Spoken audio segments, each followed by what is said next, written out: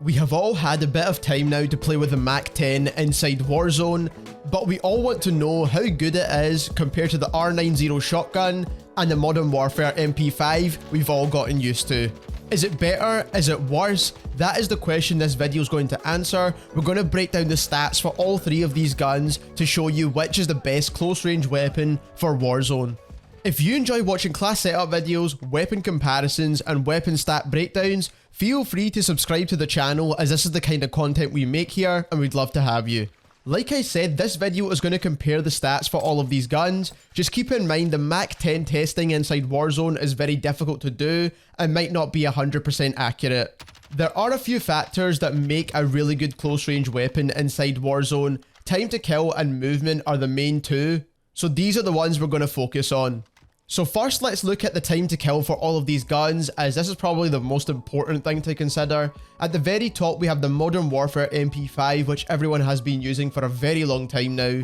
We then have the R90 shotgun with the Dragon's Breath rounds, and keep in mind all this testing was done whilst aimed down sights for that gun. Hip firing with shotguns is just very inconsistent. Then we've got the MAC-10, which is the new SMG with Season 1. And finally, just for some extra reference, I've added the AS-VAL here as well, because this is the fastest killing full auto gun at close range for Modern Warfare. The damage does drop off again for the Modern Warfare MP5 after 17.5 meters. I didn't want to include this as we're only focusing on close quarters gunfights here, and then for the Dragon's Breath R90 shotgun, we can only test as far as 11 meters to get some sort of consistency. All that aside now, we can see that the MP5 has a time to kill of 526 milliseconds within 9.5 meters, and then the Dragon's Breath shotgun kills the fastest at 200 milliseconds within 8.5 meters. The MAC-10 has a time to kill of 483 milliseconds, and that's within 15.5 meters. And finally, the AS-VAL kills in 407 milliseconds within 32 meters, which is pretty ridiculous if you think about it. Now, all of this is subject to you landing your shots, which we'll get onto later on in this video. But in terms of ranking these weapons, in terms of time to kill anyway, the R90 shotgun is clearly the best, then it's followed by the AS-VAL, then the MAC-10, and the MP5 is at the bottom of the list. Even though the R90 shotgun performs extremely well when it's in that 2-shot kill range, if you miss one of those shots, your time to kill is going to go up to 700 milliseconds, and that is the same when you're in that 3-shot kill range, which is between 8.5 and 11 meters from what we were able to test. And what this means is the other weapons are way more forgiving at those longer distances than the shotguns. What we're able to notice here is that the MAC-10 doesn't kill quite as quick as the R90 shotgun, but it definitely kills much faster than the MP5. And the AS-VAL is kind of like a weird gun because you get such a small magazine that not a lot of people actually use it. But like I said, I've just added it in for all of the testing just for reference and to see how fast the MAC-10 actually kills.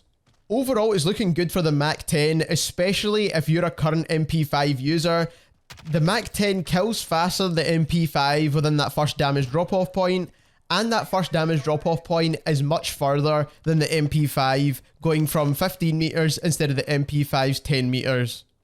So the MAC-10 kills pretty fast, but we all know that by now, but it isn't the only reason why people like the MAC-10 so much. The movement speed on the MAC-10 is pretty quick too.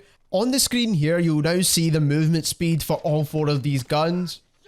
What we can see here is that the Modern Warfare MP5 has an aim down sight time of 200 milliseconds, an overall movement speed of 4.98 meters per second, and then a reload time of 2.79 seconds. The R90 shotgun has an aim down sight time of 334 milliseconds, which is definitely much slower. It has movement similar to an assault rifle at 4.70 meters per second. The reload time here from empty is ridiculously slow, but what you can do is reload in a couple of bullets and fire them off if you have to.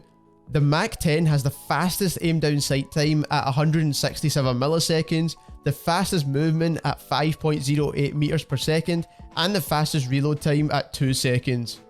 And this is one of the reasons why a lot of people like using the MAC-10. When you're running about the map, it's very fast and snappy, The only issue with the MAC-10 currently is there is a bug going around with the reload times, especially on the Cold War weapons. If you try to reload cancel, it doesn't really work, and also it doesn't let you reload whilst you're sprinting for some reason.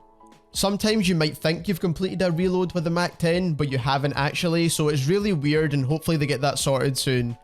The AS-VAL overall is one of the slower weapons on this page, and that is because it is an assault rifle, but it does move slightly quicker than most of the other assault rifles in the game. As you can see, the MAC-10 is clearly the fastest out of all of these weapons in terms of movement, and you can add on extra attachments to make this even quicker, as you can do with the MP5 as well, of course. But everyone's going to notice that the MAC-10 is faster than the MP5. Having a really fast time to kill and movement is great, but you need to be landing your shots with all of these guns. Those great time to kill values are completely useless if you're not hitting your shots.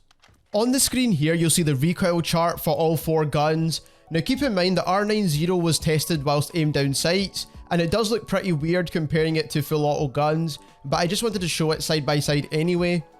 All of these recoil patterns were taken at a 12-meter distance. You can see the MAC-10 in pink, you can see the Modern Warfare MP5 in green, the AS-VAL is in blue, and the R90 shotgun is in yellow, which is probably the least important at this point. What we can see is that the MAC-10 is like a bit of a mixture between the MP5 and the AS-VAL. It has a lot of horizontal recoil, and it also has much more vertical recoil than the MP5, and clearly this is how they've balanced the weapon. The AS-VAL is pretty accurate in terms of horizontal recoil, but the vertical recoil is pretty high, and then the MP5 has a lot of horizontal recoil and not a lot of vertical recoil. On the MAC-10, it makes sense to use the Field Agent grip if you have it unlocked. It's going to make the recoil pattern very similar to the MP5. But like I said in this video, we're only testing the base weapons. So it's quite important to see those recoil charts because most of your gunfights are going to be below 15 meters, and this is the kind of recoil you should expect from all of these guns. And hopefully it gives you some kind of idea of what attachments you need to use for your MAC-10 to make it the absolute best. If after seeing that chart you're still wondering why we haven't talked about the R90 shotgun that much at this distance, there's definitely something wrong with you. The final thing I wanted to test was hipfire accuracy. You might begin a fight hipfiring and then aim down sights, or vice versa, or in some cases with these guns, you might not want to aim down sights at all and just hipfire for the whole gunfight. On the screen here, you'll see the hipfire chart for all of these guns. The testing was done at about a 4-meter distance. It's quite obvious to see that the shotgun, the R90, is the most accurate. That is to be expected, but if you're here to compare all the full auto guns, the AS-VAL is definitely not good at all. The MP5 is pretty good, and I think the MAC-10 still comes out on top just slightly.